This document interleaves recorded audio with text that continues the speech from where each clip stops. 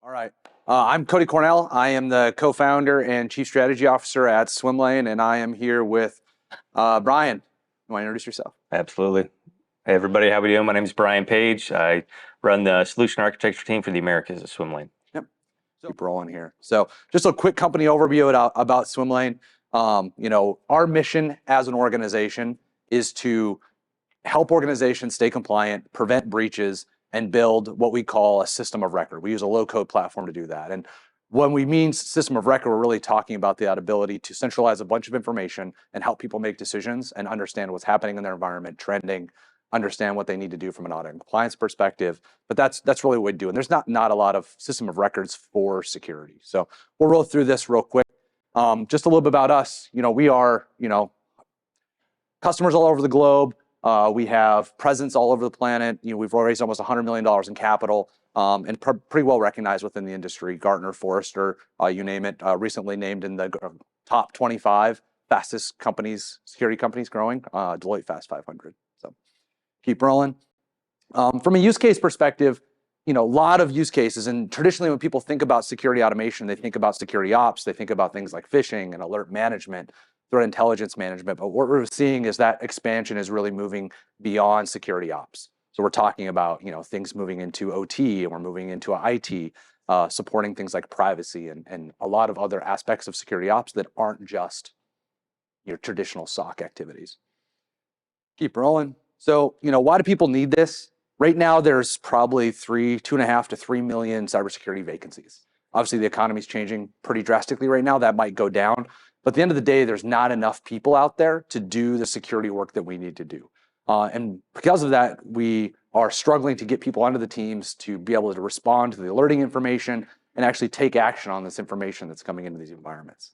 Second is we keep buying tools. For better or worse, if it's the hypervisors, if it's IoT, if it's your applications security program, we keep buying new tools.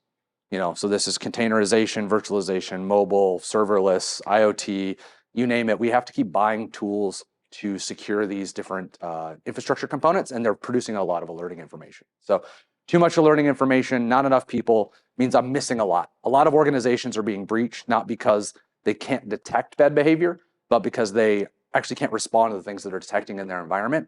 And they do that, because of that, they narrow their focus. They try to look at the highest priority things or the most important things or things that are labeled critical. And in doing so, they're missing the kind of leading indicators, those canaries in the coal mine that actually, if they were actioned, would prevent a lot of the bad things that happen inside of an environment. So I'm going to jump forward here. So what we have in Swimlane is a platform. It's a really extensible low-code platform. And then why that's important is it allows a lot of flexibility to adapt to changing environments. Different tools change, different investigation resources. The tactics of an attacker change really rapidly. Obviously, we manage all that with low-code tools. It's tied into hundreds and hundreds of security integrations and non-security integrations that are in our marketplace. But the last part here is, a lot of folks talk about low code, but they're usually talking about like a playbook builder or, a DAG that people are going to build from a workflow perspective on how they actually are going to automate. But our low code component actually moves into the user experience as well. So that ability for us to bring in other stakeholders is super important. So we have landing pages for privacy officers, for CISOs, for executives, for application developers. And that is really important to break down the barriers between all these different departments. And that really makes Swimlane unique from a low code perspective. Roll in here. So when you think about system of record, and this kind of rolls into the maturity model, when you think about a system of record for sales, it's Salesforce. For someone like an engineering team, it's Jira. HR would be Workday, IT, ServiceNow. A lot of people would say their SIM is their system of record, but if you think about what a SIM does, it's aggregating about a lot of logging information and telemetry information, but it doesn't have a lot of information on what happened and why and who did it, what decisions did we make, what information was available to make that decision. And I think that's really what organizations are looking for, and it's part of that maturity process that they're trying to implement. So that's just a little bit. I try to keep that brief, but that's a little bit about Swimlane, and we'll kind of jump into the actual use cases here. So what we want to talk about is a newly introduced security ops automation maturity model. It's kind of first of its kind, something we're working with a lot of other folks on. And the idea here is to give organizations the ability to understand what they need to do to mature an operations program. People talk a lot about threat detection maturity. We see things like CMMC or the NIST models for measuring maturity of security programs, but this is specifically focused on security automation. So I'm going to go through the model a little bit here just to kind of give an overview of why it's important and how folks are using it. So due to the fact that we have tons of tools out there, there's a lot of information that we're managing, and folks are really struggling to kind of keep up with what's going on, right? So the scope of what people have to manage is pretty profound. Unlike threat detection that has a lot of frameworks in place, there's not a lot for response and for automation. So if you think about how this works in most organizations, if you want to get better at something, you have to be able to measure it. So measure what matters, which is really, really important. So we'll keep going here and talk about this. So the goal here at the end of the day is, this is aligned to existing models, be it MITRE and Defend, C2M2, NIST, whatever, some of these other frameworks and maturity models like CMMC. But teams want to know, what do I need to measure? What's important? How do I mature my program? So we'll roll through here. So what we have here is a 5-stage maturity model. And it's kind of an eye chart. You probably see it a little bit better if you're looking not at the projection, but actually on your laptop. But it's a model, it's 5 stages. It's around foundational visibility, enriched visibility. We'll talk about automated response, automated prevention, and then really extending that capability beyond security ops. We really categorize the measurements into 4 different categories around case management, enrichment and mapping, response, and improvement. And that improvement component is super important. But obviously, the goal of the framework is to give organizations a framework for improving the likelihood of their success. So we'll keep going here. This is the whole model into itself. You see here 5 programs, all the objectives, all the measurements through the middle, and then the mapping of what's typical inside of a use case. If it's an EDR use case, if it's a SIM use case, if it's a network detection use case, what the maturity is typically like along these, and then map to all the other frameworks that are out there into the world that folks are leveraging. So keep rolling. So kind of talked about this. First section, quantification of case management and alert management capability. So this is, again, how do I know if I'm measuring the right things? Am I doing the right things? What thresholds should I be looking for? What should I be driving my team towards? What expectations should I be setting? If we move through to the next part here, it's about mapping. So this is mapping to things like MITRE ATT&CK, MITRE DEFEND. Am I getting the enrichment information that I need from intelligence sources, both external and internally? I get into response. How many things could I, as I move through the framework, I don't do automated response right out of the gate. No one does.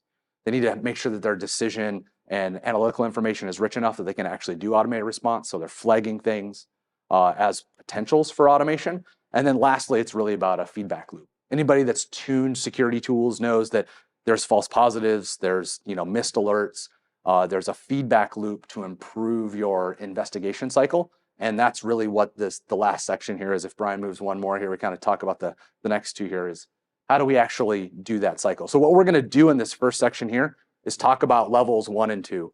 How do I build foundational visibility? And then we'll talk about how do we actually start building an enriched visibility, in which is a foundation for going to automated response, automated prevention, and extending that outside of security ops. So I'm going to hand it over to Bryon here. These are the objectives for this level. But basically, we're consolidating everything into visibility, so I know what to do with it. I understand the trends of what's happening in my environment, and it gives me a better understanding of what I need to do to make better decisions, but also take automated response. So I'm going to hand it over to Bryon. Perfect. Thanks, Cody.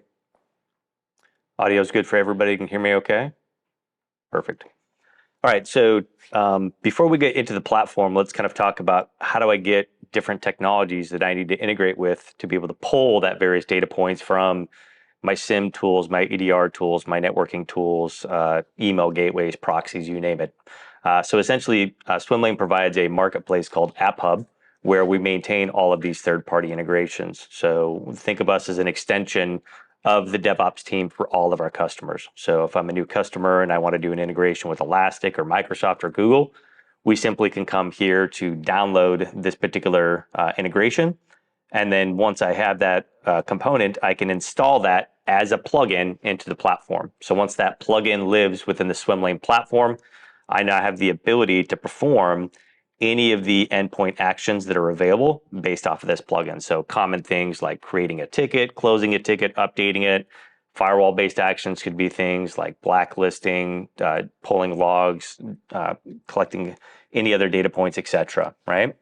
Now, once we have that plugin and it's in place, we then just have to define essentially the asset, which is how do I connect to my instance of that technology, right? So the goal here is as you're building your automation or you're starting to ingest and get visibility into these services, you can essentially have assets that connect to different versions of your stack. So you may have a dev environment, a UAT, and a prod. We can essentially have all the same workflows doing the same business logic. However, we can just pick and choose what data we're wanting to feed in as we do the build out or the initial mapping and investigation of those alerts. So that kind of gives us the foundational point of, okay, great, I can feed data in the platform, right? So the next big hurdle is, well, once I have the data, how do I map it or how do I visually represent that data in the platform? And so essentially Swimlane offers what we call templates. Templates are essentially pre-built content and or use cases. Think of it as like Legos or building blocks, where I can essentially say, oh, I want to do something with a CrowdStrike or a QRadar or Sentinel-1 or Microsoft Teams. And so within an application, there's two components to the application. There's the user experience of what am I going to be interacting with in this visual view, right? Fully composable UI.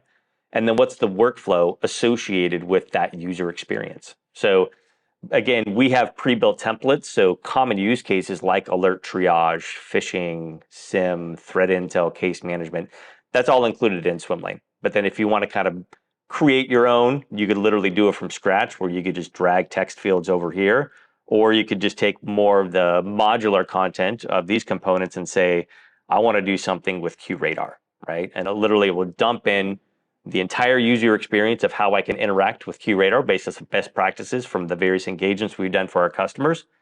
But then it also can include all of the tasks associated with that, right? So when you're doing things like a QRadar ingestion, may be different than Splunk. Splunk just fires off a notable event. QRadar, we have to pull an offense ID, take the offense ID, query the offense details, query the events associated with the offense, and 3 or 4 other endpoint actions just to get the same level of data that may be included in a notable event from Splunk. So every vendor is different in how many different calls are required to get that preliminary baseline alert data feeding into the platform.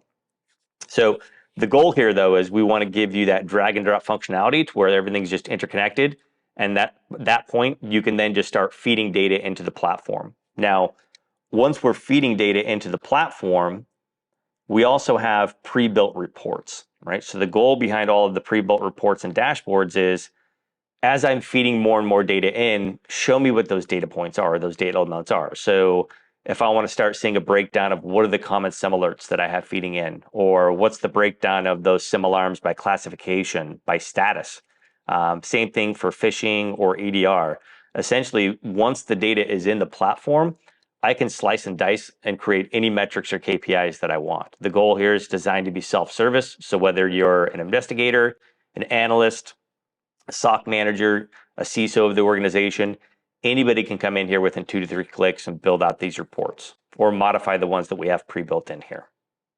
All right, so this is great from getting that initial visibility. So previously to feeding all of this into Swimlane, I was essentially logging into my EDR tool, my phishing tool, or however I was tracking phishing, maybe it was a Cofense or a Mimecast or Proofpoint, and then my SIM tool, right?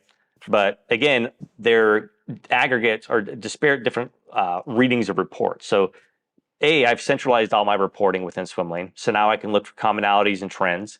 One thing that Cody had alluded to earlier was things around those various things like specific heat maps like MITRE, right? So if we come into a threat intel dashboard, if any of those inbound sources from phishing or SIM or EDR tools contain those MITRE T codes, we can automatically extract that and map that. So we can kind of give you that visual heat map of what are the most common TTPs that I'm seeing across my organization. So it's about giving you that consolidated visibility from disparate tools feeding into the platform.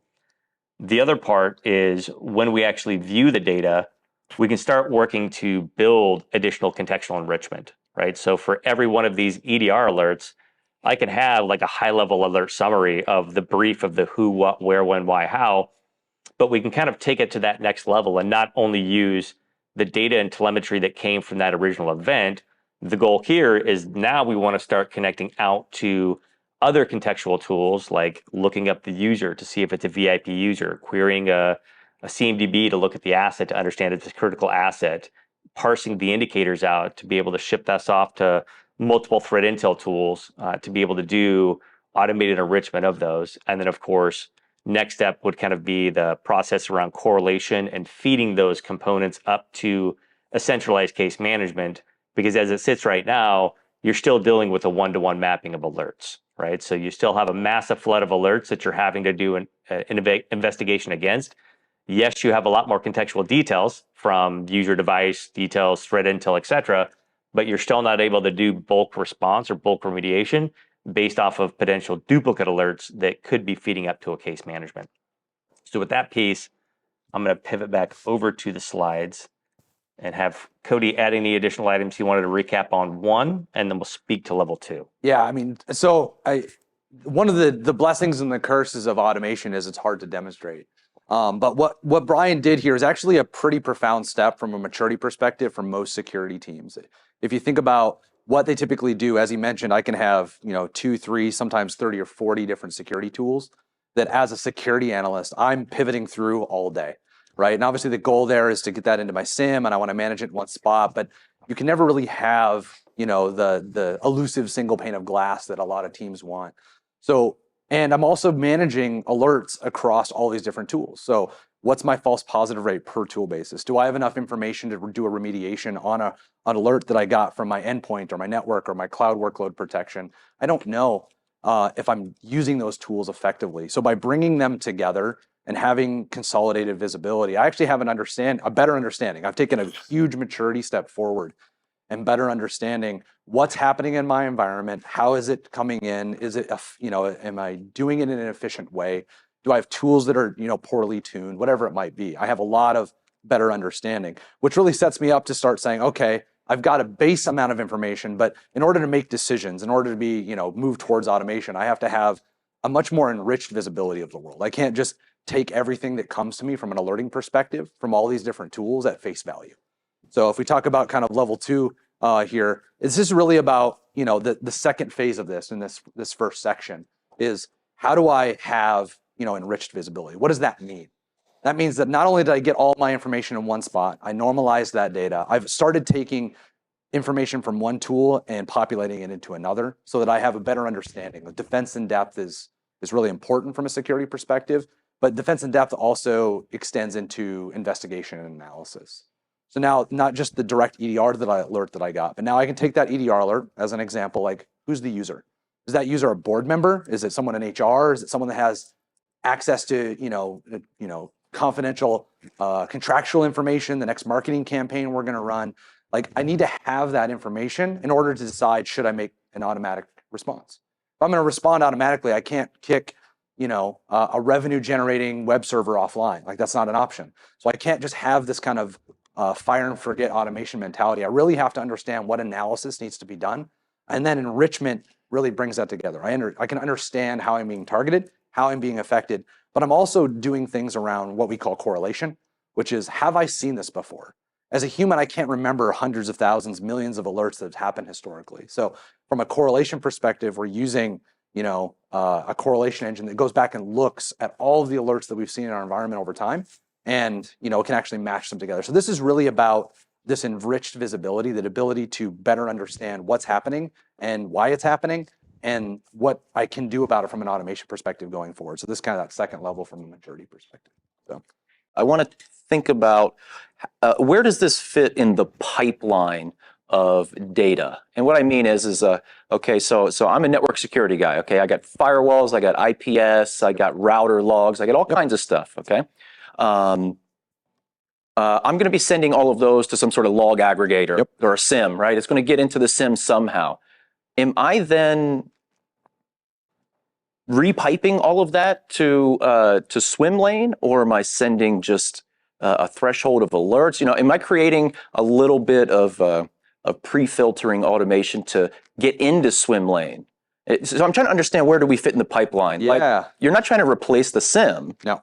You're trying to come after it or before it. You know, I'm trying to figure out, if these are Lego blocks, where do I Lego put blocks this? go? Yeah, for sure. How does this one go? Yeah, and I think it's a really interesting question, and I think there's actually a kind of a paradigm shift that's happening. Is you're absolutely right. If I'm doing, firewalls, IPSs, cloud firewall, whatever it might be, I'm generating alerts or logging information that's rolling up to my SIM, and I'm using that log data to build correlations and do detections. I might be forwarding alerts from those different sources if I'm using an IDS, and then those are flowing through the SIM. And generally, yeah, that's the metadata that's coming into something like a Swimlane. Is if something breaks the threshold within your SIM, or if it's flagged because it's correlated, whatever it might be, we would take that alert, and that automation happens, right? And that automation is adding additional information and enrichment to that so that I can decide if I should take action or not. The interesting thing that's happening from that pipeline perspective is a lot of security teams, they're looking at the alerts they're actually responding to from their log management tools and their SIM. And the great majority of them are high fidelity alerts that are coming from downstream tools like my IDS. Like, hey, I've got it tuned really well. If this thing fires, it's usually bad behavior. Like, I don't need to send that alert. I mean, I'll send it to a SIM or a log management tool for compliance reasons, but I probably just need to take action on it immediately. So that the process of sending it through a logging engine, having that aggregation done, having the search run, and then sending out that notification is actually dragging out a really important metric, mean time to respond. Obviously, that's the amount of time that an attacker would have inside of an environment. You want that as short as possible. So they're actually starting to take those high fidelity alerts and send them directly to Swimlane, as opposed to sending them through the SIM.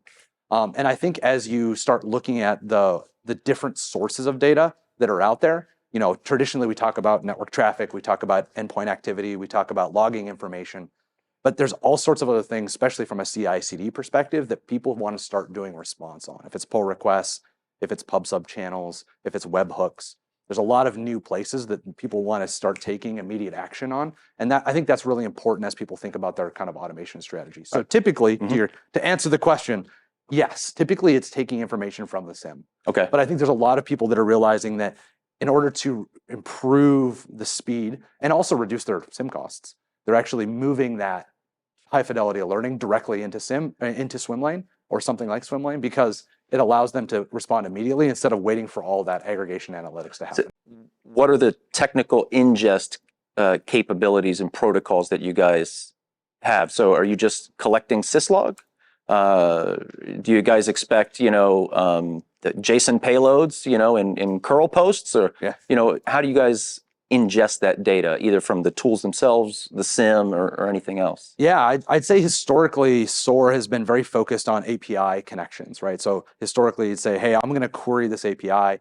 Obviously, we have our own API, so you can push data to us. We can accept the webhook, things along those lines. But with our most recent release, what we call Turbine, we actually are moving to a much more kind of agnostic aggregation capability, which is a sensor.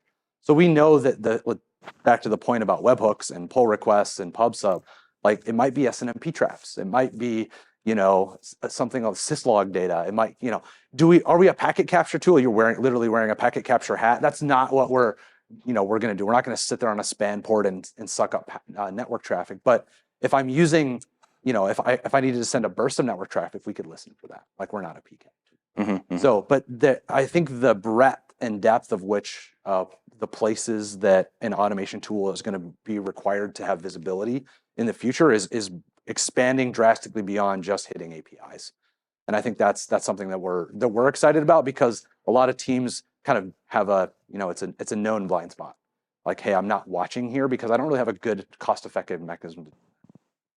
All right, so we've been looking at the alert level, right? So let's kind of level it up here and go one level higher to the actual case management. So again, like Cody was saying, as we ingest all of these alerts, that alert comes in, we're going to do common actions like parsing IOCs, automated alert correlation, contextual enrichments of user and device data, and then bubble that up to essentially a parent case. So then from an analyst standpoint, I'm not working alerts, I'm working cases or incidents, however you want to classify that, right?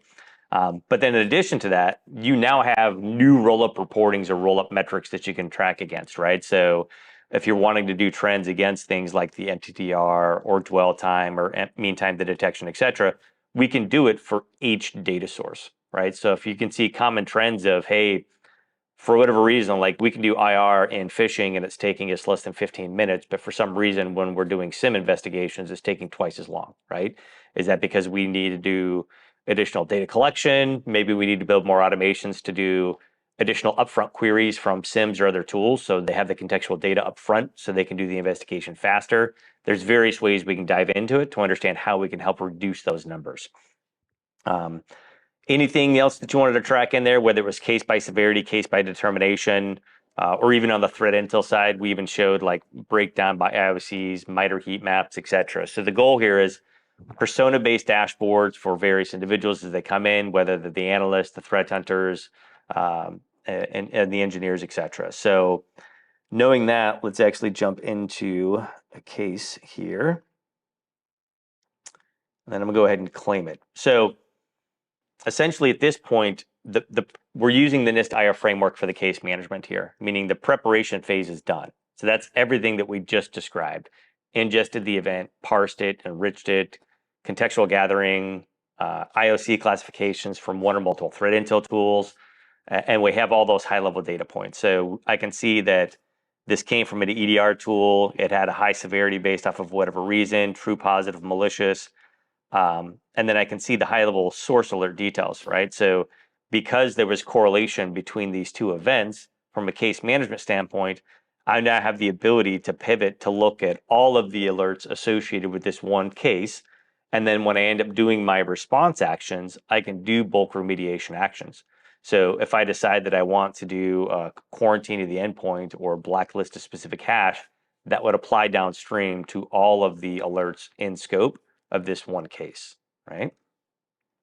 The other part is I can very easily pivot over to the indicators associated with that particular event to understand what it is and where we've seen it before, right? So again, whether you're using tools like a recorded feature or virus total, we can tie in with any of those tools to kind of provide you that visibility of what we're seeing there.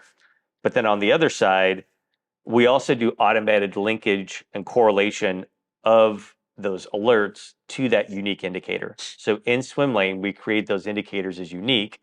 That way, as you have data coming from one or multiple sources, we're automatically going to tag and reference that. So as you're doing any type of decaying of your IOCs themselves, right? It's like, hey, well, it was benign or malicious today. How long do we want to keep it around? How often do we want to revalidate that score for that particular indicator? As that score changes, it will automatically update or impact any notes or data points associated with all the alerts and corresponding cases for that single IOC.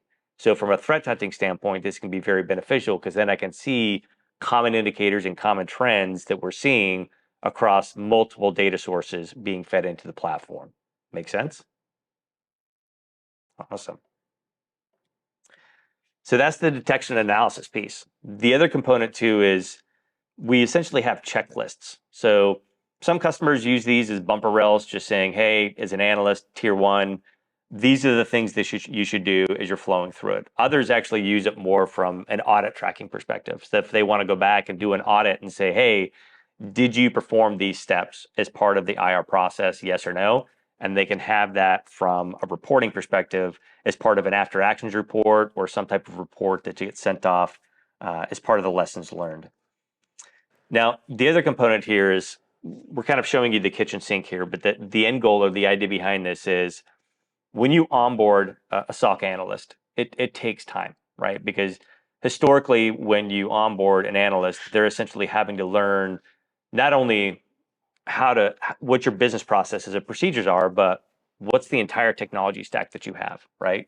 And they're trying to be domain experts in those tools. And so what we found in a lot of organizations, even in ours, is I was talking to our VP of our SOC, and he's like, yeah, I just onboarded 2 guys the other week, and I had them ramped in 3 weeks. And all he focused on was getting them proficient in Swimlane, right? Because within Swimlane, they had the ability to reach out to SIM to do SIM searches, like were pre-built canned queries that the SMEs had built out for them. They were able to do update block list, isolate host, perform all of these response actions with all these tools in our organization that they weren't resident experts in. Now, over time, they're obviously going to take that free time that they have and become more and more domain experts. So if they do need to pivot to those tools or collect additional data or help build additional response actions in the platform based off of the learnings of those various tools in the organization, they'll absolutely add to that. But the goal here is give them the quick ability to ramp and onboard as a proficient analyst, but then that gives them that proactive time to learn that tool stack as they become more and more proficient as an analyst in the organization. On the checklist, is it purely just, here's a bunch of things we want to track that they're done, or their actions that happen behind those checks? It could be either or. Okay. Great question. Yeah. So it could be just like I'm checking off a list and it's done, or it could be when you check that off, it actually executes a playbook of actions on the back end. Okay. So could it be a situation where I've checked all the check boxes, go close a case automatically? Yes. Okay. Yep. Absolutely. That's awesome. Thank you. Yeah. And speaking of cases and communication, so essentially, a SOC doesn't always work in a vacuum, right? So there's going to be times, depending on the scope or severity of the incident, that I'm going to have to reach out to certain team members. If it was a DLP-based incident, maybe I need to notify legal or HR. If it was a network-based event, maybe the network team, IT, whoever it may be, right? So the goal behind Collaboration Hub is we have full inline chat, right? So I can come in here and I can add notes. I could take screenshots of anything and just post that in here. Very robust. I can upload artifacts, analyst notes, etc. But there may be times where, depending on the type of the alert, like, hey, well, I've been told that from now on, if the source is EDR and it's a high classification, that I automatically need to create a JIRA ticket.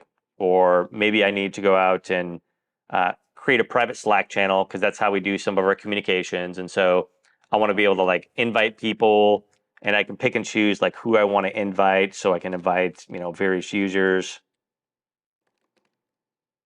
to this channel, right?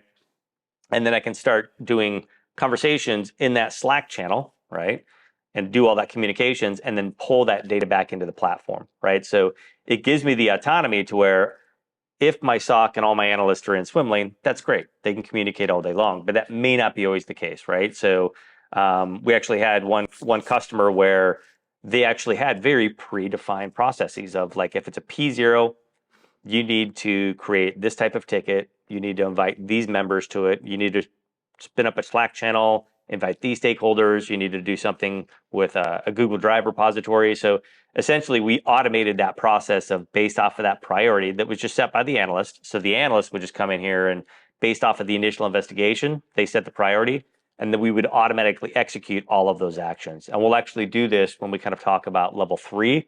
And instead of it being more like me clicking a button, if these are common response actions that I'm always going to do, you're going to get to a point of, well, why don't we just automate that versus making the analyst click the button is kind of the end goal here. The last thing I'll kind of finish up on here is, as you're working your investigation, we can see the correlations and the tags of all the data points.